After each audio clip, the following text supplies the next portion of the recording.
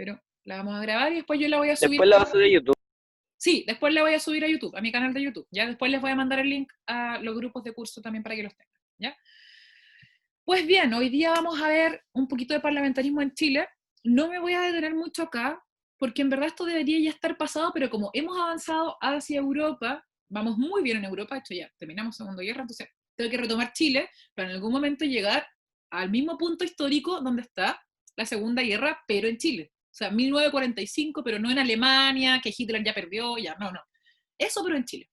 Entonces imagínense, vamos a tirar un poquito para atrás en Chile. Esta clase va a ser de parlamentarismo y la siguiente va a ser de qué fue después del parlamentarismo. O sea, va a ser como una bien comprimido para que después ya podamos avanzar y llegar, ojalá en el mejor de los casos, ya en octubre hacia dictadura o algo por el estilo. ¿Ya? ¿Me iba a pasar lo de los japoneses y todo eso? Sí, ¿En la la Segunda clase Guerra Mundial? sí, Oh, me la perdí. lo siento. Pero estaba la clase en YouTube. Entonces, ¿qué pasa acá con el parlamentarismo? ¿Qué es el parlamentarismo primero que todo? El parlamentarismo es un régimen, ¿ya? Un régimen, una forma de gobernar. ¿Actualmente somos parlamentarios? No. Nosotros somos presidencialistas. ¿Qué quiere decir eso? Que en el fondo, quien toma las decisiones acá, en teoría, es el señor Piñera y su gobierno. ¿Cómo se puede ver eso? Por ejemplo, es el Ministerio de Salud, o sea, el gobierno de Piñera, quien decide si es que hacemos o no hacemos cuarentena y cuándo hacemos la cuarentena. Eso no pasa por el Congreso, por ejemplo. No es como que el Congreso diga, ¿sabe qué? No, vamos a tirar una ley para que esto... No. El ministerio decide. ¿Ya? Y entonces el ministerio decide si tenemos que hacer ciertas cosas o no. Ahora, cuando estamos como hablando de parlamentarismo, es otra cosa. El presidente sí, buena onda, bonito, pero quien decide realmente es el Congreso. ¿Ya? Entonces, ¿qué vamos a tener acá? Acá salen muchas palabras muy raras, pero se las voy a explicar. ¿Ya? El parlamentarismo es un parlamentarismo a la chilena, que les quede claro, como que en ningún otro lado del mundo el parlamentarismo es así. ¿Ya? Países parlamentarios hay muchos. Por ejemplo, Alemania. ¿Cómo funciona un parlamentarismo real? Les voy a contar cómo funciona Alemania. No es como que usted va y vota por la Angela Merkel, que es la primer ministra de Alemania. No, no funciona así. Usted va y vota por un partido. Entonces usted vota por ejemplo, el partido, ya me estoy inventando, la Democracia Cristiana, que es un partido chileno, pero en Alemania. Entonces, ese partido va a sacar, gracias a su voto, cierta cantidad de representantes en el Congreso. Entonces, ¿Es como usted, eso del Chile Vamos? claro, Como pero una usted cosa en el así, ¿o fondo no? vota por un partido y ese partido va a sacar cierta cantidad de representantes. Entonces va a tener 1, 2, 3, 4, 5, 6. ¿Ya? ¿Y qué pasa? Ah, El ya. partido de la Angela Merkel, que es la presidenta actual de Alemania, sacó la mayoría de votos en el Congreso.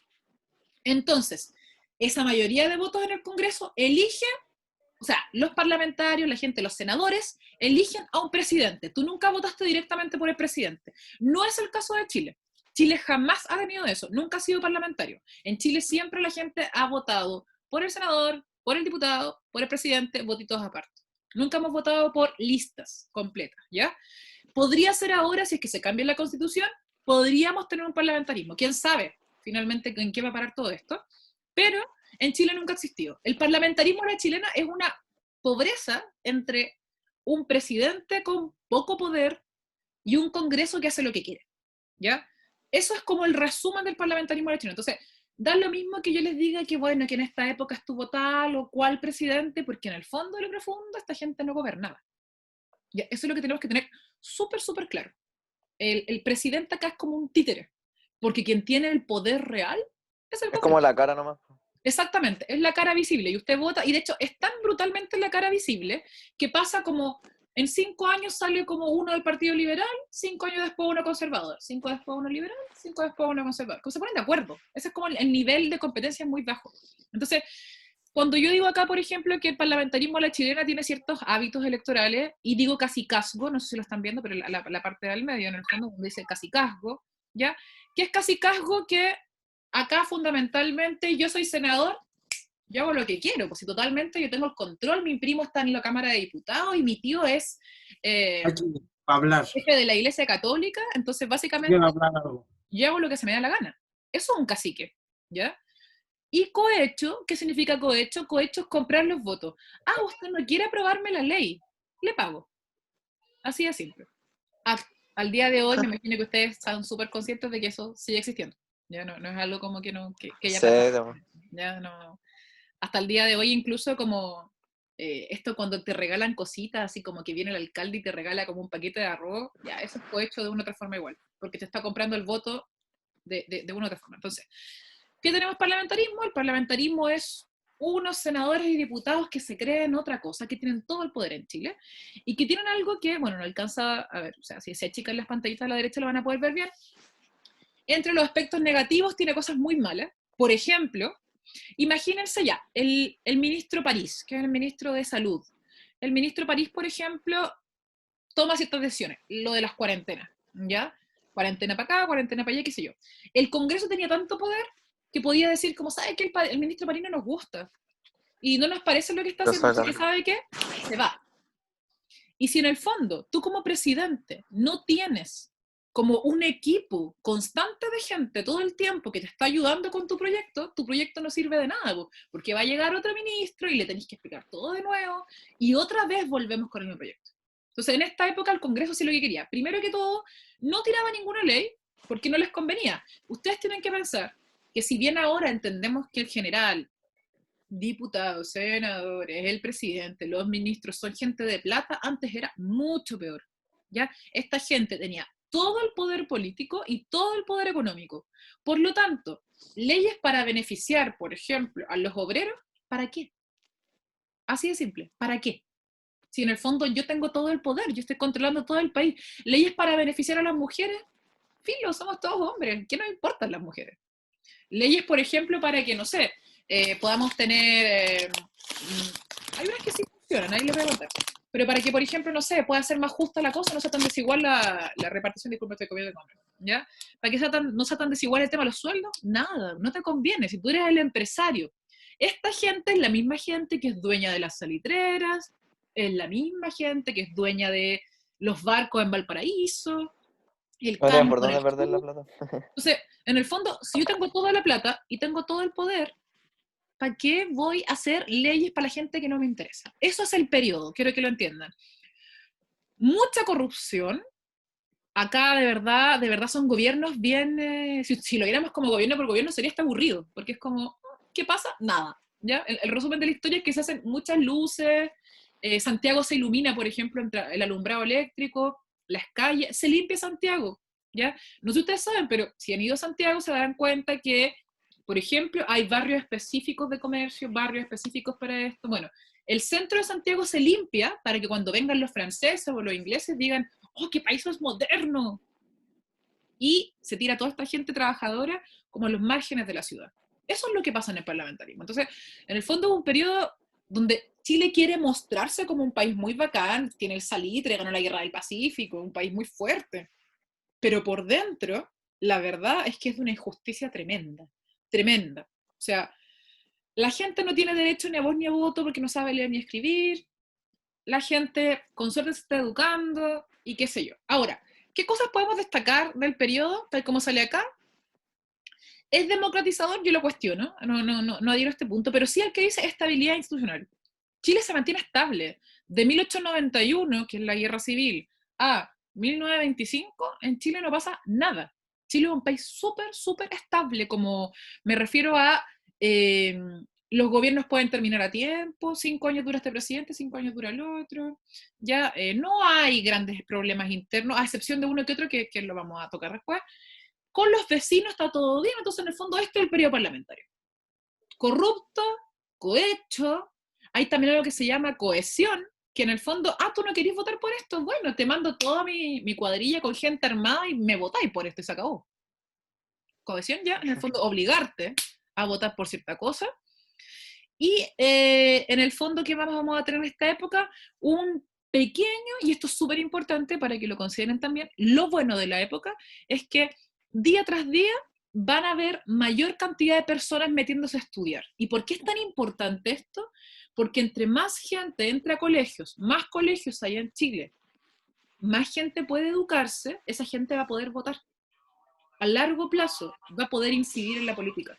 Y de hecho, es tan importante estos chiquillos porque hay gente que vivía como ratas, gente que vivía sin zapatos, con un montón de enfermedades, esta gente de a poquito va a poder surgir, va a poder salir adelante y va a conformar a lo que se llama la clase media, que básicamente somos nosotros. ¿Ya? Entonces, es súper importante este proceso, sí, de que mucha gente va a empezar a estudiar. Esto gracias a ciertas leyes que se hicieron en el periodo, entre ellas una que te obliga a hacer la enseñanza básica, ¿ya? Si ustedes, por ejemplo, se salen de la enseñanza básica, el Estado tiene todo el derecho a multar a sus papás, los puede hasta encarcelar, porque en el fondo el Estado te obliga a tener educación básica y educación media, y si tu papá no está respondiendo ante eso, bueno, pueden multarlo o pueden perseguirlo legalmente, para que sepan, ¿ya? ¿Qué otra característica tenemos? ¿Qué son los gabinetes? Bueno, lo que les decía, estos ministros que van a empezar a rotar, el Parlamento, que es este Congreso que va a hacer lo que quiere. Acá hay algo que se llama inexistencia y la clausura del debate. ¿Qué significa eso? Que esta gente se va a poner a conversar sobre las leyes 80 años y nunca va a tirar la ley como tal. Eso pasa con muchas leyes en Chile. Por ejemplo, no sé, doy siempre ejemplos de este estilo porque son las leyes que más se demoran. Ustedes saben, yo les he explicado ya ambos cursos, que por ejemplo, si yo tengo una pareja mujer y yo decido tener un hijo con ella, ese hijo solo sería mío si yo lo tengo biológicamente y no de ella. Actualmente solo sería mío, porque no está reconocido el vínculo con personas del mismo sexo. Por lo tanto, el Congreso que ha hecho, como es una ley muy complicada, este tema de los hijos, porque está la iglesia por medio, qué sé yo, debate. ¿Cuánto tiempo lleva esta ley en el Congreso? Más de 10 años. Ya, para que se den cuenta más o menos cómo es el asunto. En esta época, lo mismo. Y terminamos con sistema multipartidista. Por primera vez vamos a tener más de 2 partidos, porque antes estaba el Partido Liberal y el Conservador, que lo hemos escuchado como eternamente en Chile, que eran como los pipiolos y los pelucones eternos. Ahora va a sumarse un partido nuevo, que es el Partido Comunista. ¿Ya? ¿Cómo sucede esto del Partido Comunista? Bueno, una maravilla. Ya, esperen un poquito que voy a parar un poquito la pantalla para mostrarles el asunto de cómo funciona lo del Partido Comunista. ¿Ya? Entonces, surge este nuevo partido y ¿por qué? ¿Ya? Que es el primer partido de trabajadores en Chile, lo que es muy interesante por lo bajo. ¿Ya? Entonces, vamos a poner acá, esto tienen que considerarlo para la respuesta. Esperen, aquí está, compartir. Vamos a ver un videito cortito. Hacia fines del siglo XIX, obreros salitreros, portuarios y urbanos dieron origen a las primeras huelgas, paros y motines en reclamo por los bajos salarios y las malas condiciones de trabajo. A diferencia de la labor societaria desarrollada por las mutuales, estos trabajadores se inclinaron por organizaciones mucho más frontales, como las sociedades de resistencia y mancomunales. Las sociedades de resistencia fueron las primeras agrupaciones obreras en plantearse en términos de lucha y confrontación ante los patrones e industriales. Inspiradas en postulados anarquistas, rechazaron toda forma de acción política y creían en la llamada acción directa, es decir, el sabotaje, el boicot y la huelga, favoreciendo de esta forma la lucha frontal contra sus patrones y prescindiendo del apoyo estatal. Se propagaron con fuerza entre los portuarios, los trabajadores de ferrocarriles y del carbón, tipógrafos, tranviarios, panaderos, mueblistas y zapateros, participando en la mayoría de las huelgas del período.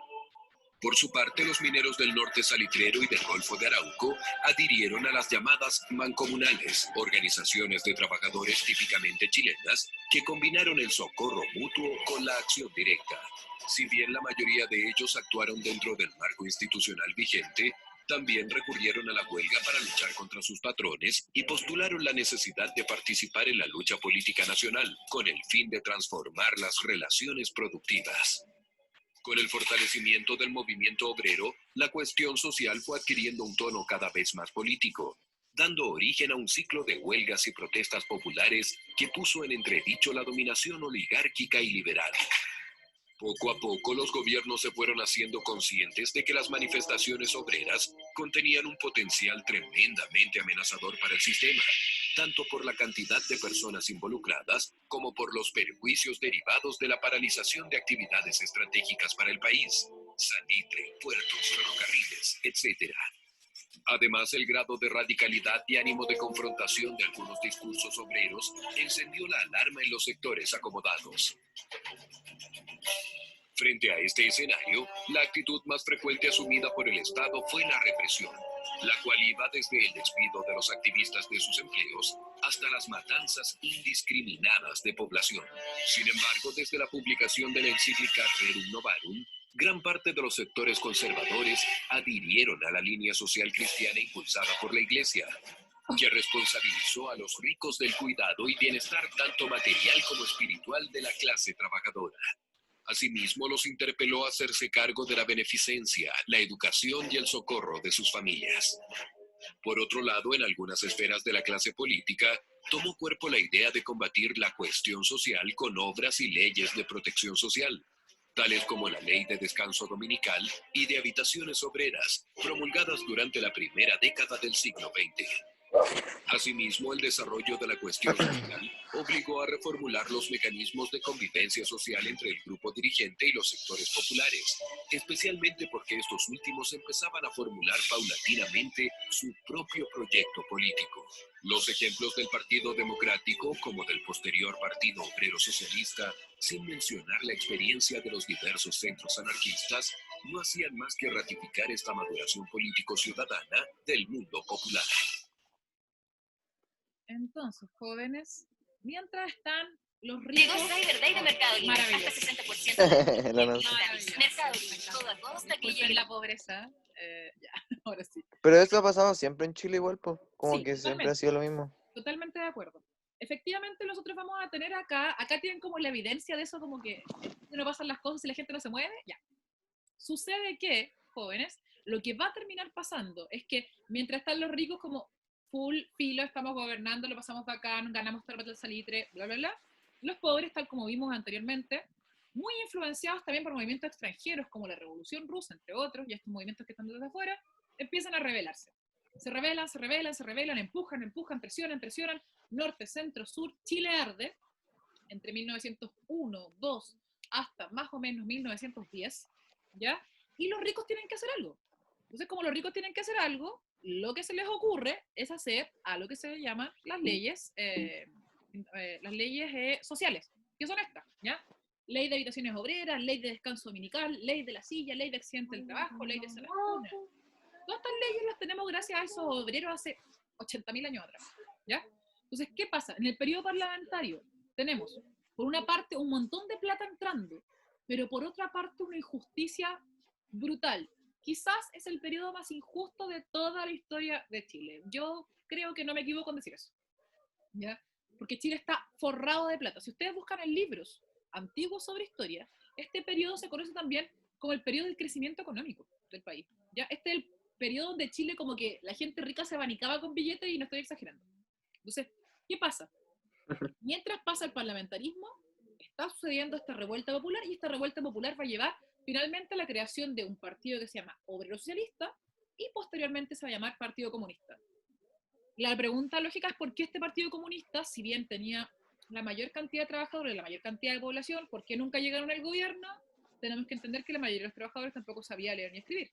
Por lo tanto, no podían votar, ¿ya? ¿Qué tenemos que entender también de este parlamentarismo, chiquillos, chiquillas? Que fundamentalmente es un periodo donde hay como una especie de quietud, una quietud que se parece mucho a la quietud que vivió Chile quizás hasta el año pasado. Como que todo funciona, pero todo es injusto. Como que Chile crece, pero no crece para todos. Como que hay intentos de que la gente se organiza, pero como que se revela ya, y como que un parchecito. Acá nunca hay, en ninguna parte de este periodo histórico, nunca hay una parte que se diga así como vamos a cambiar de manera profunda la manera en que los trabajadores trabajan finalmente. Eso no sucede. Lo que sucede son una serie de leyes parches del tipo, le vamos a dar una silla. ¿Se accidenta? Bueno, lo vamos a llevar a un hospital. Lo que no quiere decir que esa gente trabajaba en buenas condiciones, con buenas pagas, ni nada por el estilo. Entonces, son una serie de leyes parches. ¿Qué va a pasar entonces? La gente se empieza a dar cuenta, porque la gente cada vez estudia más, recuerden, es clave el tema de la educación en la época. Se da cuenta que el sistema es profundamente injusto, que los ricos se están forrando, y que los pobres siguen viviendo en la miseria con enfermedades como la tuberculosis, con enfermedades como todas las que tienen que ver con el sistema respiratorio, gangrena, esta gente le está pasando pésimo. Y al mismo tiempo los ricos haciendo fiestas ridículas, forradas en oro y qué sé yo. Entonces empieza una presión súper fuerte por cambios, que haya algún cambio. Llega a tal punto la presión que finalmente vamos a tener lo que se llama como crisis del parlamentarismo a la chilena, ¿ya? ¿Y qué va a ser esta crisis del parlamentarismo a la chilena? Fundamentalmente un empuje muy fuerte de los sectores populares y los sectores medios, que ya van a existir porque ya se educaron en todos los años anteriores, que le van a exigir al gobierno que haga algo. Ya basta, dicen ellos, ¿cómo es posible que en 30 años este país no haya cambiado nada? Si tenemos por primera vez la economía no solo estable, creciente, añadimos un montón de regiones hacia el norte, tenemos la isla de Pascua y se controló toda la zona mapuche. ¿Cómo es posible que no nos llegue la plata a nosotros? Que es algo, insisto, muy similar a lo que siempre se reclama en Chile. ¿Cómo es posible que Chile venda tanto cobre actualmente? ¿Y dónde está el crecimiento para la gente común y corriente? ¿Dónde está eso cuando el ministro decía que la gente tenía segunda casa en la playa? ¿Quién tiene segunda casa en la playa realmente? ¿Ya? Entonces, ahí hablamos de esta como enorme desigualdad. Recuerden que es muy clave esto. Cuando la gente se da cuenta de esta desigualdad, empieza a levantar candidatos distintos a los típicos, como el típico conservador, el típico liberal que es dueño de todo.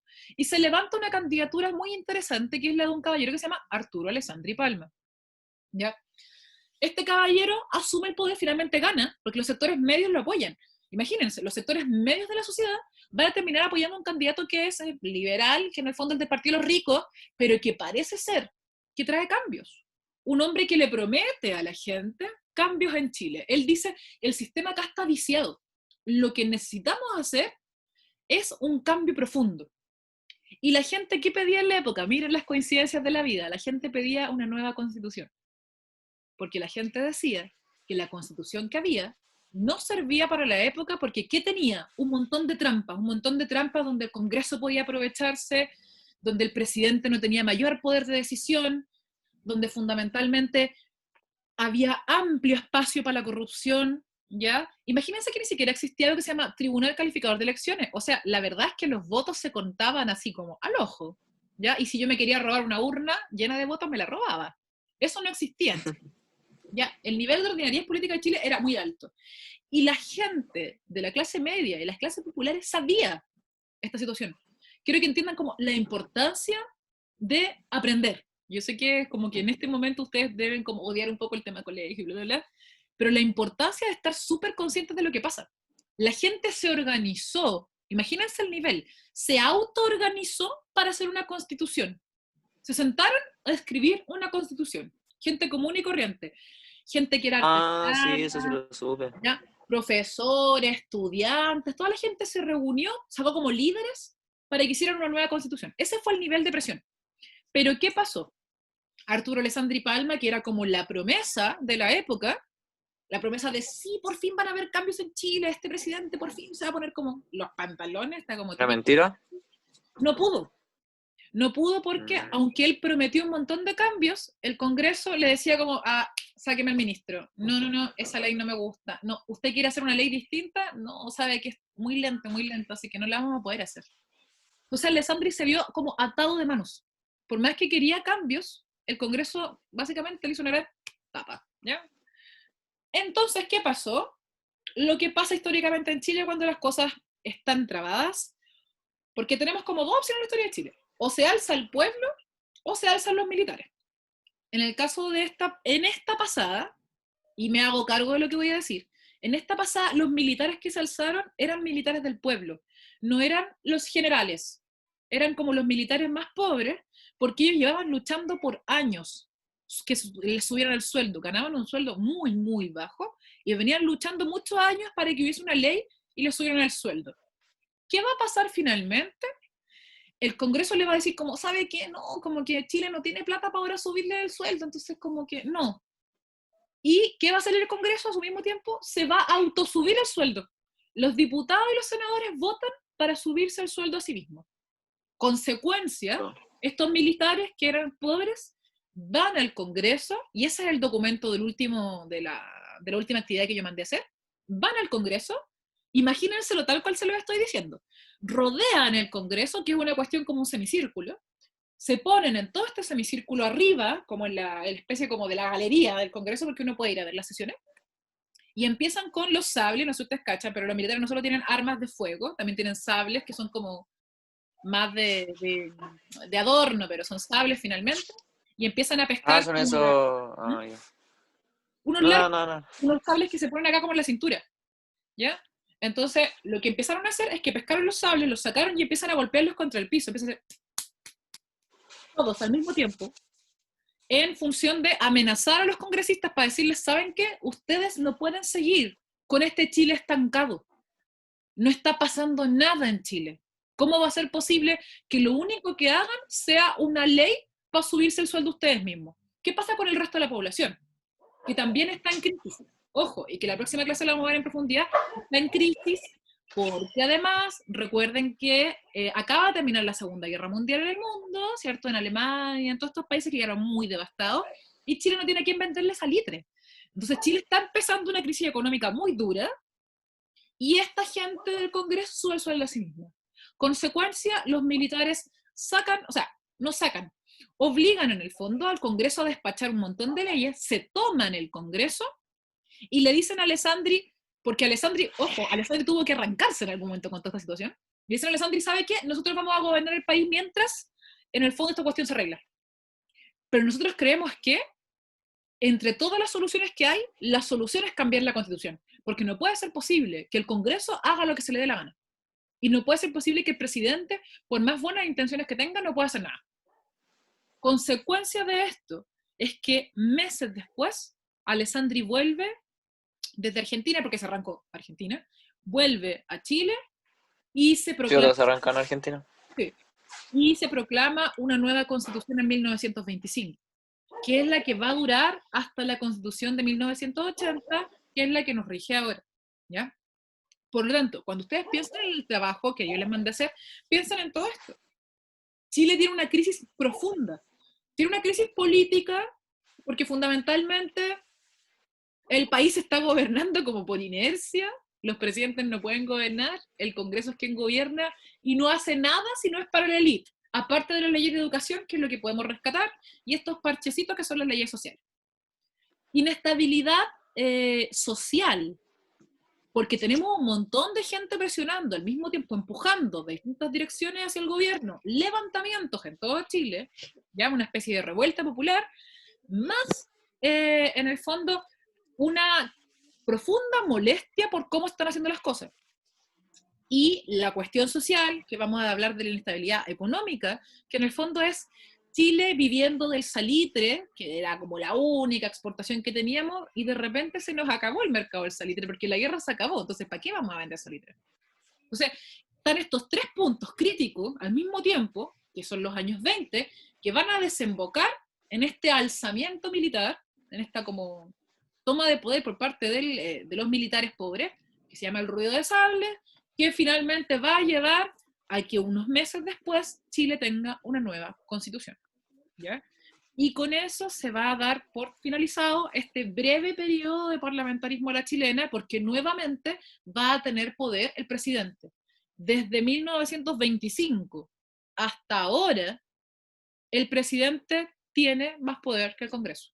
Por eso, por más que el Congreso, por ejemplo, pueda oponerse porque las cuarentenas, no sé, les parece pésima, da lo mismo. El ministro tiene más poder, ¿ya? Da lo mismo, porque en el fondo nosotros votamos directamente por el presidente y sabemos, en el fondo, qué es lo que quiere hacer. Nos presenta su proyecto. Entonces, lo que vamos a tener es que de ahora en adelante en Chile, ahora sí los gobiernos nos van a importar. Desde 1925 en adelante. Ahora vamos a empezar a tener un Pedro Aguirre Cerda, un Gabriel González Videla, nombres que por aquí ya nos empiezan a sonar, ya vamos a tener un Frei Montalva, un Jorge Alessandri, un Salvador Allende. Esa gente no podría haber gobernado como gobernó si no hubiese sido por el cambio de constitución que le dio tanto poder al presidente. Por eso pudieron hacer un montón de cosas, lo que va a derivar a largo plazo, otra vez en conflicto, que va a solucionarse con un golpe militar, que es el golpe que vamos a tener en el 73. Pero quiero que lo que entendamos en el fondo de este asunto es que el parlamentarismo, si bien funcionó, porque para los ricos funcionaba muy, muy bien, Para los pobres significó una inestabilidad en todos los ámbitos posibles que derivó a empujar muy fuerte hasta que logran sacar, digamos, este modelo de Estado que era la Constitución, cachen, pues, del 33, de 1833. Más de casi 100 años duró, hasta esta nueva Constitución de 1925. O sea, hay varias cosas bien similares a lo que está pasando ahora dentro de todo, para que lo tengan en consideración a la hora de responder la actividad. Y de todas formas yo les voy a mandar este Power con todos los mapas conceptuales y todos para que se puedan ubicar y puedan responder. Quedando 2 minutos para el cierre de esta clase. ¿Dudas? ¿Preguntas? ¿Comentarios? Lo que sea. ¿Algo? Solo son esas 3 preguntas. ¿Cómo? Solo son esas 3 preguntas que hay en la guía. Sí, y que son bastante simples, onda como en el fondo, ¿por qué hay crisis? ¿Cómo soluciono la crisis? Y relacionarlo con la actualidad. Fin, esa es como la pregunta. ¿Eso es lo de la actividad Miss? Sí, pues, son 3 preguntas y las sacan todas de esta clase. Ah, ya, vale. Así que está facilita. ¿Ya? Esta es la que Genial. estoy votando. Aparte que la carta que les mostré, que es la de los militares, es clarita, así como no nos gusta el gobierno por esto otro y por esto otro, que es básicamente lo que les acabo de explicar. Así que no deberían tener mayor problema. ¿Ya? ¿Alguna otra duda? Este Power Miss, ¿usted después lo va a enviar? Este Power yo lo voy a subir a la misma carpeta donde están las clases. Ah, ¿Sí? ya. Así que ahí lo van a tener para poder robar información y poder responder la actividad. ¿Alguna otra duda? Mis queridos. Si no hay más dudas, terminamos la clase. Gracias por las caritas felices. Les dejo muchos abrazos. ¿Se ven? Sí se ven, querido. Perdón, que estaba probando. No se preocupe. Y que tengan cualquier duda. Buena, Maxi. Y eso, pues, que les vaya muy bien con este trabajo. Mándenmelo pronto porque está sencillo para poder yo reenviárselo. Cuídense, miren la tontera. Ya, cuídense, que estén bien. Y les quiero. Que estén bien. Chao, queridos. Chao, Miss. Chao. Chao, Miss, cuídense. La quiero mucho. Yo también los quiero, las quiero. Adópteme, maestra. La adoptaré. Cuídense. Chao.